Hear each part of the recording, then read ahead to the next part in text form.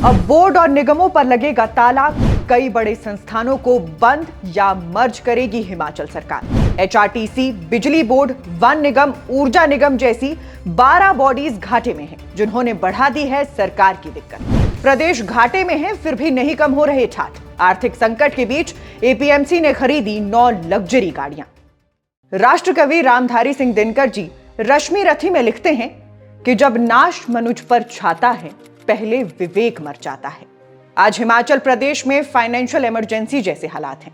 सरकार के मंत्री, मुख्यमंत्री आर्थिक संकट की बात कर रहे हैं। विपक्ष सरकार पर फाइनेंशियल मिसमैनेजमेंट का आरोप लगा रहा है।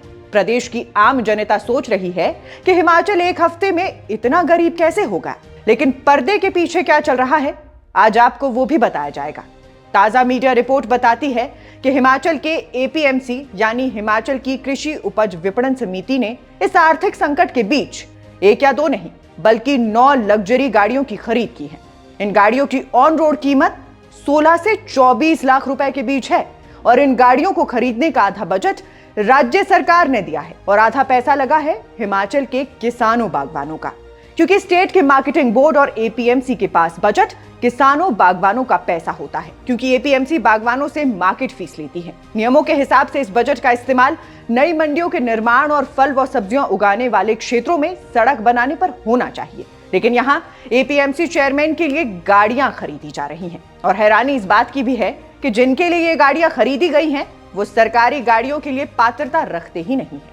इन्हें केवल सरकारी मीटिंग और मंडियों के इंस्पेक्शन के लिए गाड़ी दी जा सकती है, जिसका उन्हें भत्ता भी मिलता है। मगर इसके बावजूद भी प्रदेश में कई चेयरमैन दिन रात सरकारी गाड़ियों में घूम रहे हैं। तेल जल रहा है तो जलने दो, पैसा फूक रहा है तो फूकने दो। और आप ताज्जुब तो इस बात का करेंगे कि हिमाचल के कृषि मंत्री चंद्र कुमार चौधरी को इन लग्जरी गाड़ियों की खरीद के बारे में जानकारी तक नहीं है। खैर, अब इस खबर से आप इतना तो समझ ही गए होंगे कि हिमाचल के बोर्ड निगमों में क्या खेल चल रहा है, और इस तरह की फिजूल खर्ची का नतीजा है हमारे बोर्ड निगमों के आर्थिक हालात। इसलिए अब आप सिर्फ बोर्ड निगमों का नाम सुनिए और घाटा बढ़ते जाइए।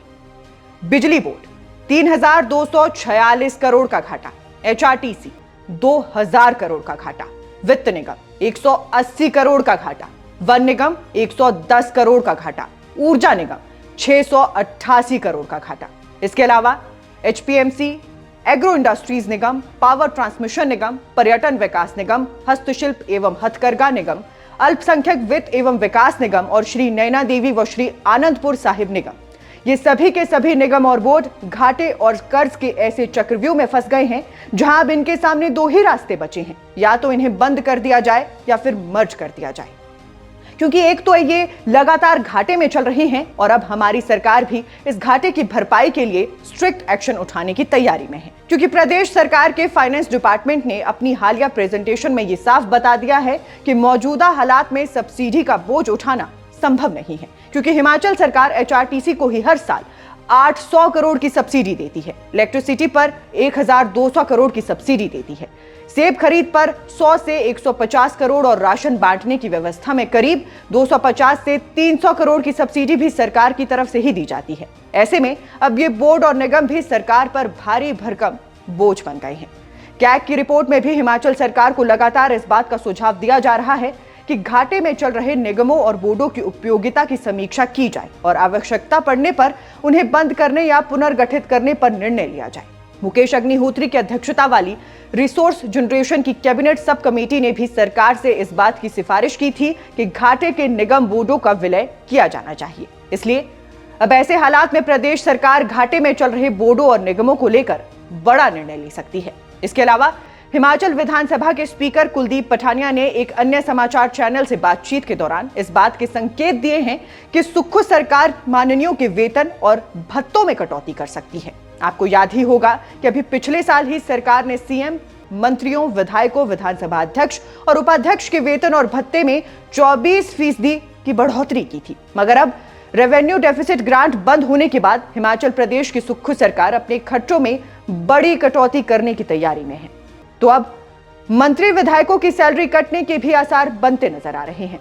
स्पीकर कुलदीप पठानिया ने कहा है कि मुख्यमंत्री सुखविंदर सिंह सुक्खू ने इस तरह के संकेत दिए हैं। साथ ही उन्होंने ये भी बताया है कि मुख्यमंत्री साफ कह चुके हैं कि कड़े से कड़े फैसले लिए जाएंगे, लेकिन जनहित की कोई भी योजना नहीं रोकी जाएगी।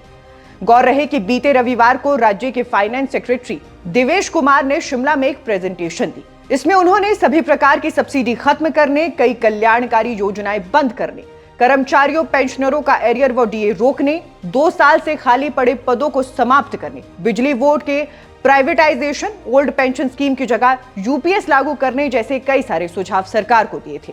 मगर इसके बाद मुख्यमंत्री सुखविंदर सिंह सुक्खू ने कहा कि केंद्र की ओर से आरडीजी खत्म किए जाने के बावजूद राज्य सरकार पुरानी पेंशन योजना यानी ओपीएस समेत सभी प्रमुख कल्याणकारी योजनाएं जारी रखेगी। उन्होंने स्पष्ट किया कि राज्य सरकार अपने संसाधनों से जनता के अधिकारों और हितों की हर हाल में रक्षा करेगी।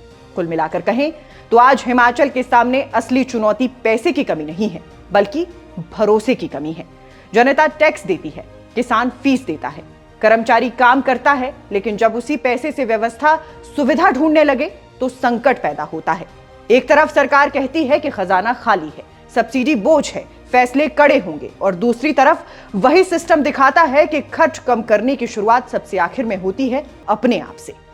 अब बोर्ड निगम बंद होंगे या मर्ज होंगे, ये आने वाला वक्त बताएगा, लेकिन असली सवाल यह है कि क्या व्यवस्था बदलेगी, क्योंकि संस्थान घाटे में तभी जाते हैं जब फैसले जिम्मेदारी से नहीं बल्कि सुविधा से लिए जाते हैं। आप दर्शकों का इस पूरे विषय पर क्या सोचना है, हमें कमेंट बॉक्स में जरूर बताइएगा। अभी फिलहाल के लिए इस खबर में बस इतना ही। नमस्कार।